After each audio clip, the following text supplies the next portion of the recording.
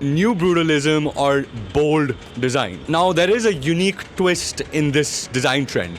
A lot of companies who are following suit with this design trend are actually changing the trend to fit their needs. For example, here's a Verge website screenshot. Basically, the Verge is a very famous tech news and in general news, and they basically molded bold designs and Neubrutalism to their liking. As you can see, all the elements on screen are very to the point and they are bold because of a purpose. They aren't bold for no reason. Now, the other extreme is a site like Gumroad, which has taken a complete opposite approach. Every element is brutally designed. Even the mascot has sharp black outlines, as well as these almost close to neon highlighter-based colors, which really seem nice to the eyes, but very extreme and very artsy. So if you have art or a fashion website, this can suit. However, if you have a more serious, like a news article or news blog kind of site like The Verge, you will have to twist and turn it to make it perfect for you. Now, there are a lot of companies which are following suit with this bold design. I'll put some on screen so you can see, for example. However, I want to see a mix match of 2 to 3 designs when it comes to the whole Neubrutalism kind of design trend. All right, so interactive, texturized, and blurred gradient. We're going to see a bunch of gradients being played around with on websites and applications. These gradients will be overlaid with some form of a texture. Good example of a tool that does this is Rogi's noise texture plugin, which I think is really cool. I've used it multiple times myself. You can go check it out on the Figma community, but it essentially adds textures to images, gradients, SVGs, whatever you like. As a bonus, we're also going to be seeing a lot of interactions being done with these gradients. So we saw a bunch of designers create tutorials on animating gradients, etc. on Figma. A gradient following the mouse or certain smoke gradients, etc. moving around in the background. So this will be a huge trend which will keep on going for the rest of time. Now this catches up with the whole minimal design, because now with minimal design, a lot of gradient is being applied in the background and for artifacts. So I think that'll be a really cool thing to see, and I'm really excited to look at your examples as well. We all love big wide spaces, and designers have found a way to make things look good with big wide spaces with full width sections on websites. Earlier there used to be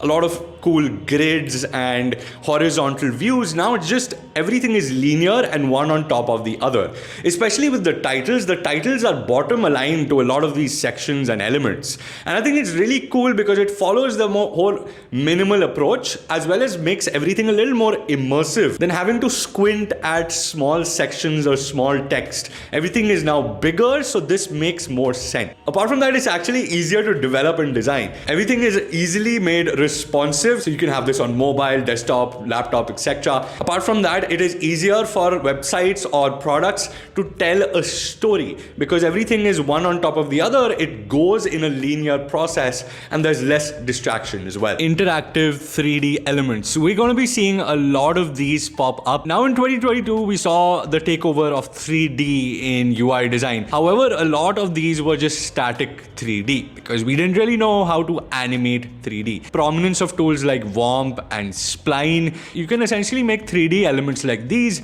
pop them into your website and make them interactive. So a 3D element following a mouse like this, parallax 3D elements moving around your website, 3D motion going on with your website as well. For example, I really like this website. It's kind of a futuristic feel, but the 3D elements are minimal. They're few, but they're really well done and they fit perfectly with the brand. Every time you hover over them, they move rather than moving all the time. I really like how 3D is also extended to augmented reality. For example, there is a company called LS Glass, which what it does, it converts any 2D layers into a 3D holographic experience for you to view on your phone or their devices. So even though AR and VR were extremely disappointing this year, we see 3D go into these spaces and lighting them up essentially. So essentially all the disappointment that I had with AR and VR is now going away because of these nice little opportunities opening up because of 3D. Alright, so dark mode is probably one of the most talked about design trends of the past year. However, it's evolving now finally. We're now going to see a lot of space and futuristic themes in our dark mode. I'm going to put some on screen. My favorite was this one from Magician. It's this mysterious dark mode website with this purple haze all over. And I think the illustration is done very well. I think Fons Mans has done it, if I'm not wrong. There are a lot of other dark mode websites, again, which are put on screen, which are incredible, and they're not just basic dark mode anymore. They're also a lot more than that. There's space theme, there's futuristic theme. Another great trend is scrolling animations and storytelling. This is something I've seen a lot of websites and products. Some text flies in with a description of something and images then fly in while you are scrolling to support that description or to illustrate that description. Sequential scrolling animations or storytelling is really cool and is going to be passed on to 2023 with a lot of unique techniques of doing this through parallax, scroll animation, scroll timing, scrollable anchors all across the website, etc. I think that's really cool. Another cool trend is a different way of doing presentations. Now, presentations have either be animated or in general just boring. Now there are these special websites which allow you to create specialized presentations which present things in such a way that it feels as if it's an animated video of sorts, but it's actually a presentation. I prefer tools like Tome and Slides to be able to do something like this. I think these are two tools kind of pioneering it right now. But again, super impressed with the style of presentations, and this is a trend that is going to follow suit. A unique way of presenting. How can we forget motion, one of the biggest aspects of visual design? Now, motion is really coming into play with Figma introducing video support and a lot of other tools introducing Lottie and video support. Now, Lottie is one of those slowly growing trends which have creeped up onto us, and now it's full-fledged. I think Lottie files is one of the best out there to start with Lottie. Now I think motion is at its peak where every site has some form of motion being introduced.